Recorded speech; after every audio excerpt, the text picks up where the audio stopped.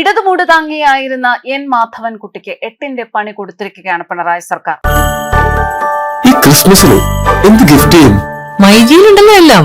Home appliances, kitchen appliances, small appliances, glass and crockery, digital gadgets, digital accessories, കൂടുതൽ ഓഫറുകൾ, കുറഞ്ഞ EMI. നേരെ മൈജിയിലേക്ക് പോയപ്പോഴേ. മാധ്യമപ്രവർത്തകൻ മാധവൻകുട്ടിക്ക് പിണറായി പോലീസിന്റെ കയ്യിൽ നിന്നും കിട്ടിയത് വലിയൊരു പണി. ചെങ്കോട്ട സ്ഫോടനവും ജിഹാദി ഡോക്ടർമാരും വിഷയത്തിൽ കണ്ണടച്ച് പരാമർശങ്ങൾ നടത്തിയ മാധവൻകുട്ടിയുടെ ഫേസ്ബുക്ക് അക്കൗണ്ട് പൂട്ടിക്കെട്ടി. എന്നും CPM-നെ അനുകൂലിച്ചു നിന്നിട്ടുള്ള മാധവൻകുട്ടി ദില്ലി സ്ഫോടനത്തെ വക്രീകരിച്ച് പോസ്റ്റിട്ടു. അർബൻ നക്സലായ ഇയാൾ പലപ്പോഴും രാജ്യവിരുദ്ധ പരാമർശങ്ങൾ നടത്താറുണ്ട്. കേരള പോലീസിന്റെ ആവശ്യപ്രകാരം 15 വർഷമായുള്ള ഫേസ്ബുക്ക് അക്കൗണ്ടിലെ പോസ്റ്റുകളാണ് പോലീസ് നീക്കം ചെയ്തത്. പോസ്റ്റുകൾ നീക്കം ചെയ്തതായി മെറ്റ അറിയിച്ചു. തനിക്കെതിരെ ആരോ നൽകിയ പരാതിയിൽ തന്നെ അറിയിക്കുക പോലും ചെയ്യാതെ പോലീസ് നടപടിയെടുത്തതിൽ ദുരൂഹതയുണ്ടെന്ന് മാധവൻകുട്ടി പറയുന്നു.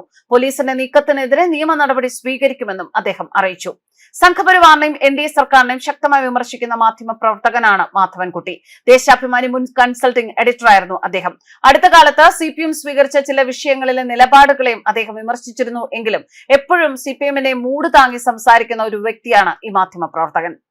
രാജ്യത്ത് പ്രവർത്തിക്കുന്ന വിവിധ വിമാന കമ്പനികൾക്കെതിരെ വ്യാജ ബോംബ് ഭീഷണികൾ ഉണ്ടാകുന്നത് തടയാൻ സമൂഹ മാധ്യമങ്ങൾ ഉൾപ്പെടെയുള്ള പ്ലാറ്റ്ഫോമുകളുടെ ഉത്തരവാദിത്തം ചൂണ്ടിക്കാട്ടി കേന്ദ്ര ഇലക്ട്രോണിക്സ് ആൻഡ് ഇൻഫർമേഷൻ ടെക്നോളജി മന്ത്രാലയം ഒരു മാർഗനിർദ്ദേശം പുറപ്പെടുവിച്ചിരുന്നു. എന്നാൽ അത് ഇത്തരത്തിലുള്ള ഒരു വ്യാജ വാർത്തയെ അധികരിച്ചു മാത്രമല്ല മറ്റനവധി കാര്യങ്ങൾ സമൂഹ മാധ്യമങ്ങളുമായി ബന്ധപ്പെട്ട് ഇത്തരത്തിലുള്ള ആരോപണങ്ങളും അതുപോലെ സമൂഹ മാധ്യമങ്ങളെ ഇങ്ങനെയുള്ള ആരോപണങ്ങൾക്ക് വേണ്ടി മാത്രമായി ഉപയോഗിക്കുന്ന പ്രൊഫൈലുകളും ഒക്കെ നിരീക്ഷിക്കുന്നതിന് വേണ്ടിയാണ് ഇത്തരത്തിലൊരു നിയമം കേന്ദ്ര സർക്കാർ കൊണ്ടുവന്നത്.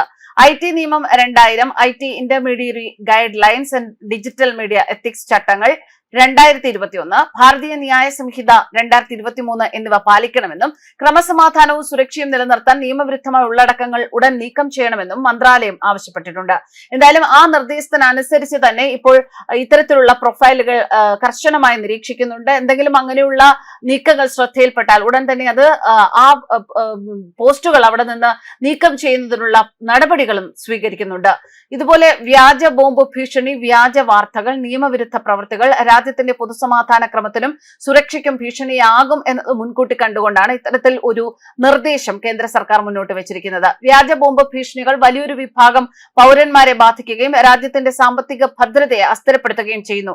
കൂടാതെ സമൂഹ മാധ്യമ പ്ലാറ്റ്ഫോമുകളിൽ ഫോർവേഡിംഗ്, റീഷെയറിംഗ്, റീപോസ്റ്റ്, റീട്വീറ്റ് എന്നീ ഓപ്ഷൻ ലഭിക്കുന്നതുകൊണ്ട് വ്യാജ ബോംബ് ഭീഷണികളുടെ വ്യാപനത്തിന്റെ തോത് നിയന്ത്രിക്കാനാകാത്തതാണെന്നും നിരീക്ഷിക്കപ്പെടുന്നു. ബോംബ് ഭീഷണികൾ കൂടുതലും വ്യാജ വാർത്തകളാണ്. പൊതുക്രമ സമാധാന നില, അതുപോലെ തന്നെ യാത്രക്കാരുടെ സുരക്ഷ, ഇതിനെയെല്ലാം വൻതോതിൽ ബുദ്ധിമുട്ടിലാക്കുന്നു. അതുകൊണ്ട് മാത്രമല്ല ഇങ്ങനെയുള്ള പോസ്റ്റുകൾ, ഇപ്പോ രാജ്യദ്രോഹപരമായ പോസ്റ്റുകൾ, രാജ്യദ്രോഹപരമായ പ്രസ്താവനകൾ, ഇതെല്ലാം പലപ്പോഴും രാജ്യത്തിന്റെ സമാധാന ക്രമത്തിന് വിഘാതം സൃഷ്ടിക്കുന്നതായി പലപ്പോഴും കേന്ദ്ര സർക്കാർ നിരീക്ഷിച്ചിട്ടുണ്ട്. അതുകൊണ്ട് തന്നെ ഇപ്പോൾ സമൂഹ മാധ്യമങ്ങളിൽ ഇത്തരത്തിലുള്ള പോസ്റ്റുകൾക്ക് കൂടുതൽ റീച്ച് വരുമ്പോൾ അല്ലെങ്കിൽ അത് കൂടുതൽ വ്യാപകമായി പ്രചരിപ്പിക്കപ്പെടുമ്പോൾ അതിനെ തടസ്സപ്പെടുത്താൻ അല്ലെങ്കിൽ ആ രീതിയിലുള്ള ഒരു വ്യാപനം ഉണ്ടാകരുത് എന്നത് തടയുന്നതിന് വേണ്ടിയിട്ടാണ് കേന്ദ്ര സർക്കാർ ഇത്തരത്തിലൊരു തീരുമാനം എടുത്തിരിക്കുന്നത്. എന്തായാലും പോലീസുകാരുടെ, കേരള പോലീസിന്റെ ഈ ഒരു നയം ഇടത് സഹയാത്രികനായിരുന്ന മാധവൻകുട്ടിക്ക് ഒരു വലിയ തിരിച്ചടിയാണ് സമ്മാനിച്ചിരിക്കുന്നത്. അദ്ദേഹം എപ്പോഴും സർക്കാരിനെ കൂടുതൽ സമയവും സപ്പോർട്ട് ചെയ്ത് തന്നെയാണ് ഇതുവരെയും സംസാരിച്ചു കൊണ്ടിരുന്നത്. സർക്കാരിന് അനുകൂലമായ പോസ്റ്റുകളാണ് പലപ്പോഴും ഇട്ടിരുന്നത്. എന്നാൽ ഇപ്പോൾ അതിന് വിപരീതമായി അതിനെയൊന്നും കണക്കിലെടുക്കാതെ സർക്കാർ തന്നെ അദ്ദേഹത്തിന്റെ ഫേസ്ബുക്ക് അക്കൗണ്ടിൽ നിന്ന് 15 വർഷത്തോളം പഴക്കമുള്ള പോസ്റ്റുകൾ നീക്കം ചെയ്തതിന്റെ പിന്നിലെ ലക്ഷ്യം എന്താണ് എന്ന ചോദ്യം ഉയർന്നു. അതുകൊണ്ട് തന്നെ അത് എന്തിനാണ് തന്നോട് തന്നെ ഒന്ന് അറിയിക്കുക പോലും ചെയ്യാതെ ചെയ്തതുകൊണ്ട് താൻ നിയമപരമായി മുന്നോട്ട് പോകും എന്ന് തന്നെയാണ് ഇപ്പോൾ മാധവൻകുട്ടി പറയുന്നത്.